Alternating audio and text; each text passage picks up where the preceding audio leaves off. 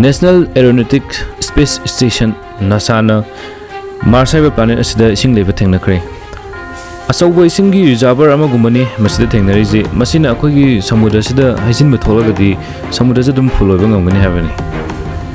ising asi planet asigi aruba crust tagi discover tawba ngamkhibani scientists singna kari hari ising asina planet asigi 1.6 km luna kupsuna ngamgani habadi planet asigi leimai dagi kilometer amaga 600 meters wang ising luna kupsuna ngamgani habani masi matokram nasana discover tawba ngamkhibani 2018 da outer space robotic explorer the inside lander asina mars ki leimai da land tawgu mutung dagini masina mars ta quakes amadi m quakes hariba study asi listing amaga chahum times study tawki study asigi manungda seismic vibration haiba sizu amani masina red planet haraga khangnaba grah asi matokram da leng oli haiba si nainaribani data asina mars ki underground da ising lari haiba khangwam khibani mars ta hana ising lari haiba si handa khangkhibujna ahanbada no 2015 da nasa na mars ta salt water lari haiba si hana khangkrabani adubu handa kisidi yamna significant oiba maramdi masina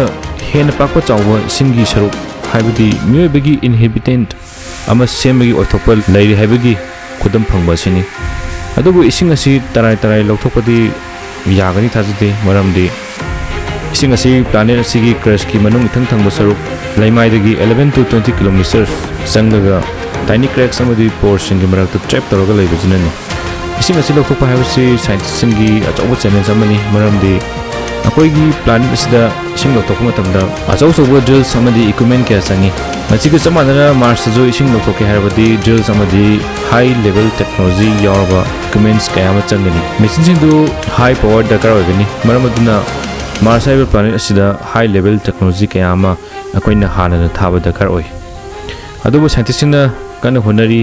honadabasu yade maramdi mars hariba planet asida human colonize tawge haragadi lariba ising asi dakar oi masi long term priority mani researchers jingna hoji khangi basidi yamna lu oiri habadi hoji discover tawri hariba ising asijo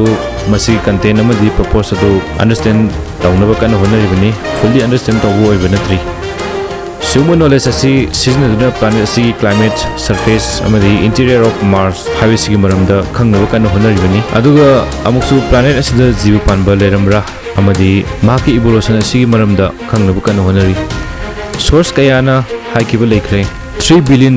years ki mamangda mars asi akoi gi earth kumna lerami adugo hojiti oidre hojiti pungam kangba deserted planet amagum leire masidai da yama chawo question kya hangnagi maduda leramba ising